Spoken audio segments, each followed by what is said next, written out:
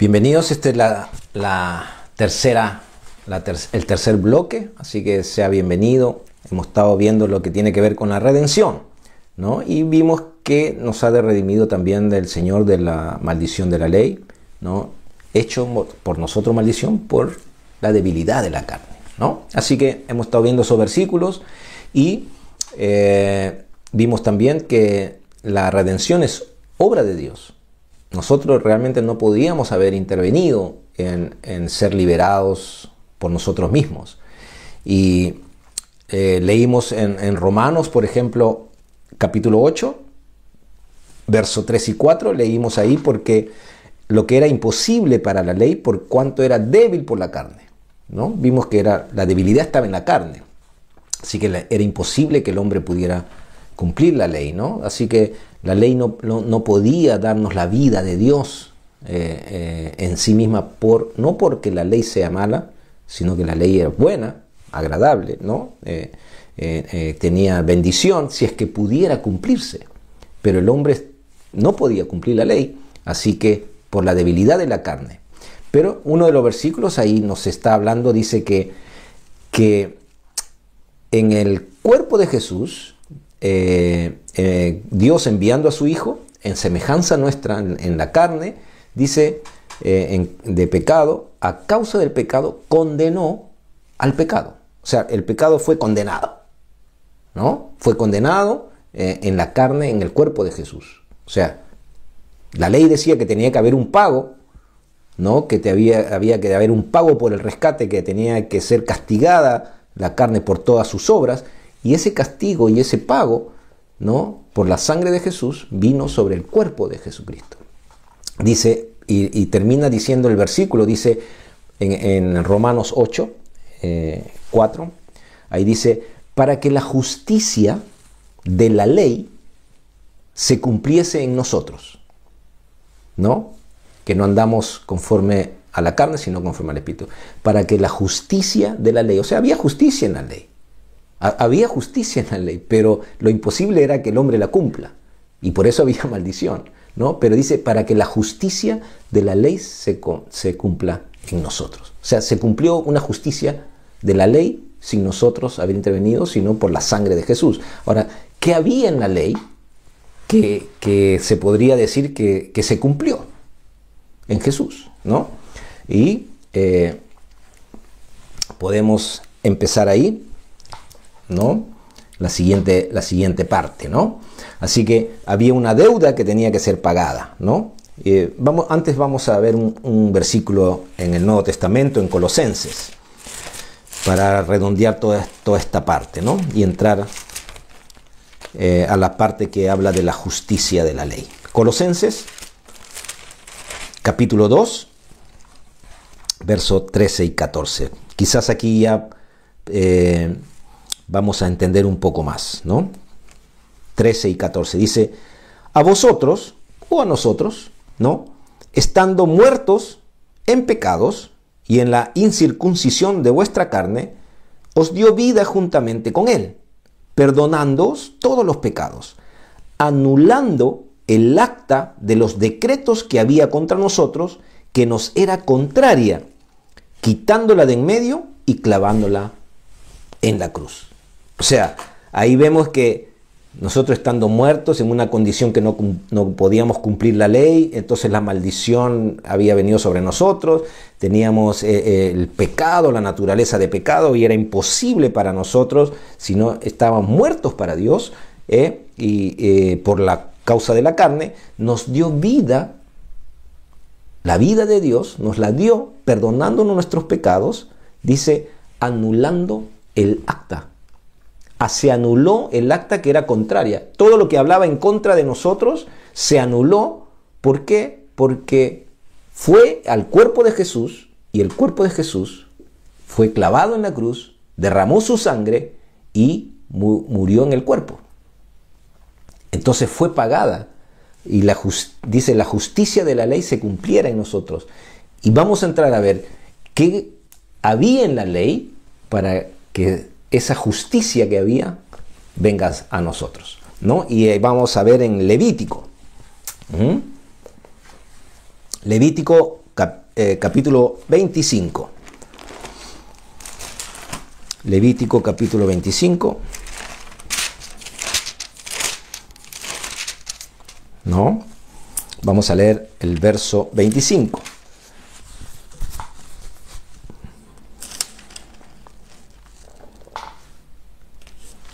Dice ahí, Levítico capítulo 25, verso 25. Cuando tu hermano empobreciere y vendiere algo de su posesión, entonces su pariente más próximo vendrá y rescatará lo que su hermano hubiere vendido.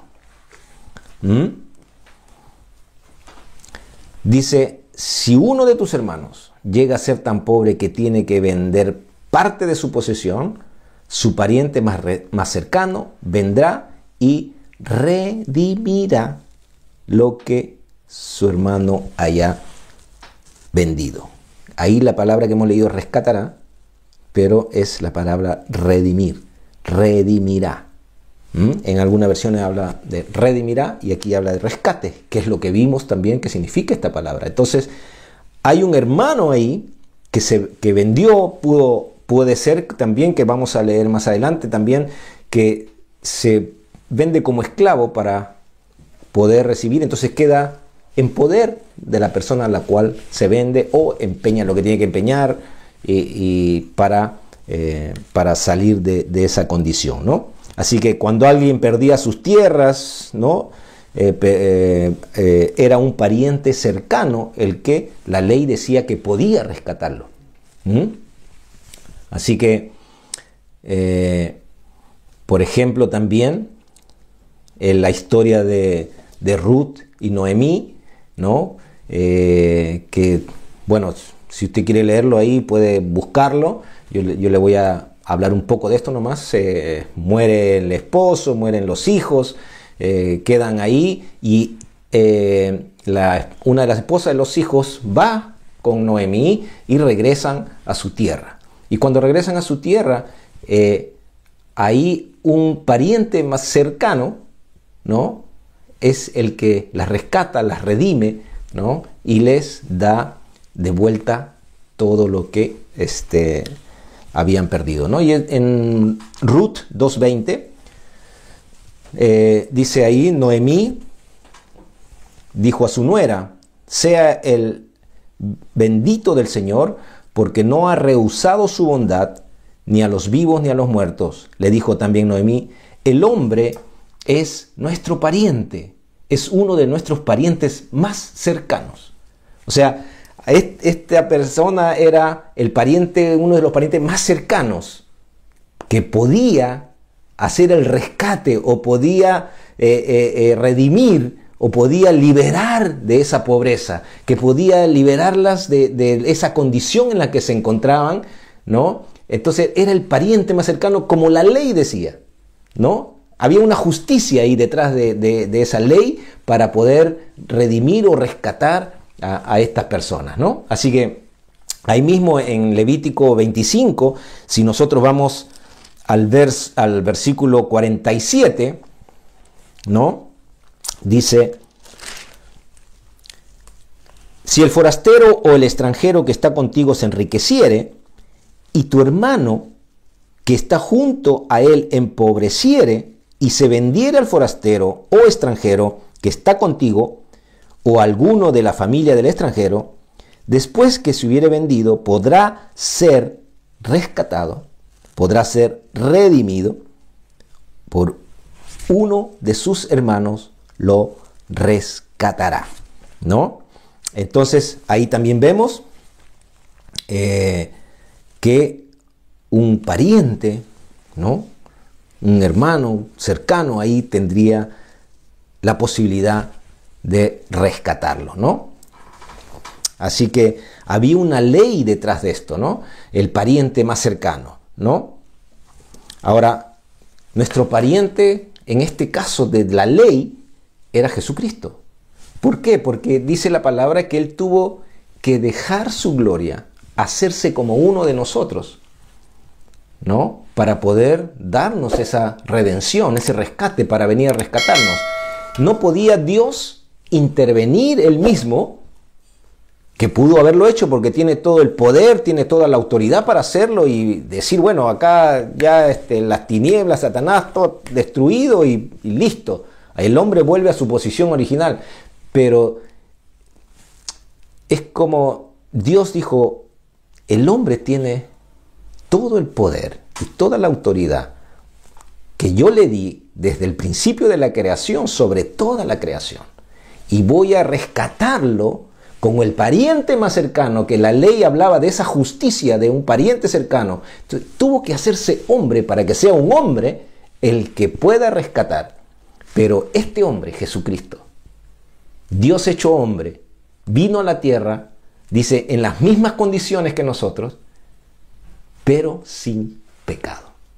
Entonces, Él es el pariente más cercano como ser humano que dejó su posición, que dejó su gloria, dejó todo lo que tenía Él para poder hacerse como uno de nosotros. Y esto es algo tremendo porque Dios, interesado en acercarnos a Él, envía a Jesucristo que estaba en la gloria con Dios, ¿no?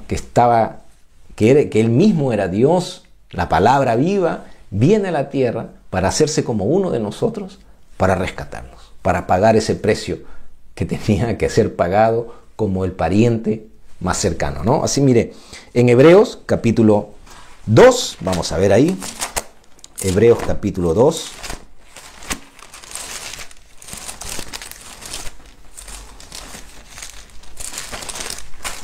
Hebreos capítulo 2.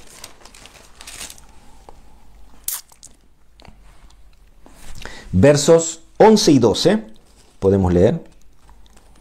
Dice, porque el que santifica y los que son santificados de uno son todos, por lo cual no se avergüenza de llamarlos hermanos, diciendo, anunciaré a mis hermanos tu nombre, en medio de la congregación te alabaré.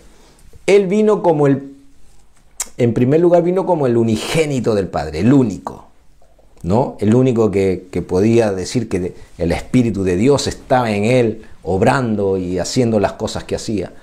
Pero después la Biblia lo llama el primogénito, o sea, el primero entre muchos hermanos.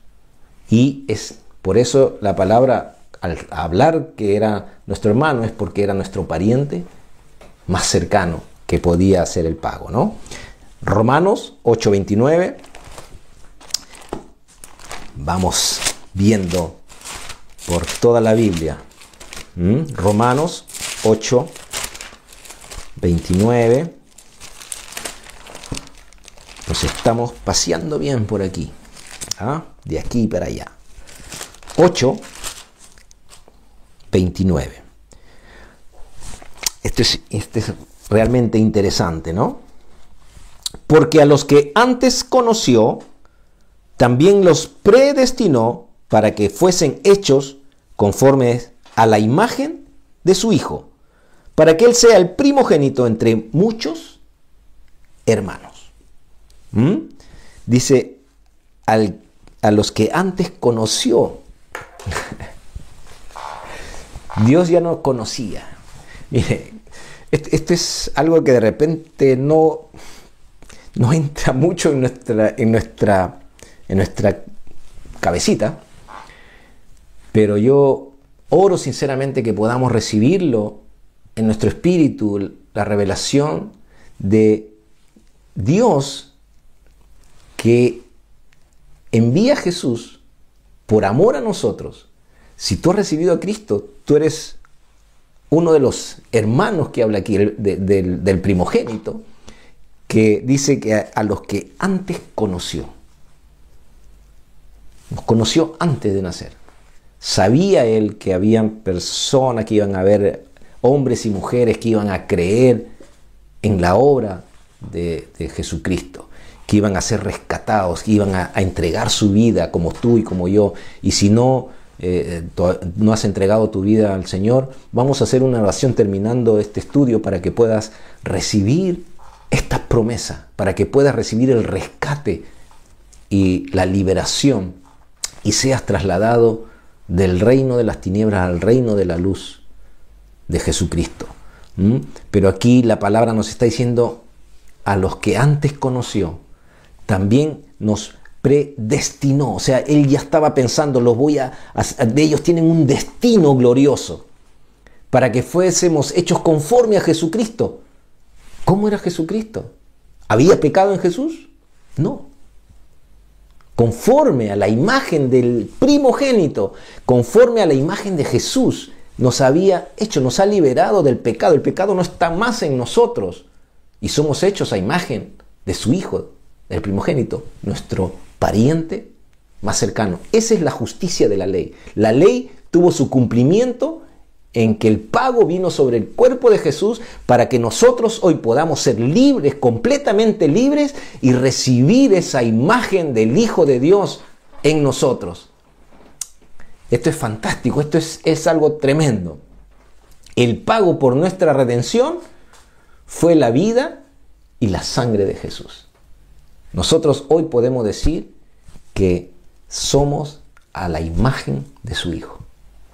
Y Dios el que hizo posible esto, es Dios el que inicia esto, es Dios el que decide hacerlo de esta manera, porque la ley, siendo justa, siendo santa, siendo buena, no podía cumplirse por la debilidad de la carne, pero enviando a su Hijo nos libera de esta naturaleza de pecado y nos pone en el reino de su Hijo. Y no solo eso, sino que nos da de su Espíritu y nos da la imagen de su Hijo en nosotros. Cuando Dios te mira a ti y me mira a mí, que hemos recibido, ¿no?, a través de la fe en la sangre de Jesús, esta libertad, el que nos ha comprado con su sangre, nos ve que somos la imagen de su Hijo amado. Cuando te mira a ti, si has recibido la palabra a través de la fe, entonces Él está viendo, te está viendo como su Hijo amado, como su Hijo amado, por haber recibido la redención, por haber recibido el rescate a través de la sangre de Jesucristo, nuestro Señor. Continuamos en el siguiente bloque. No se vayan.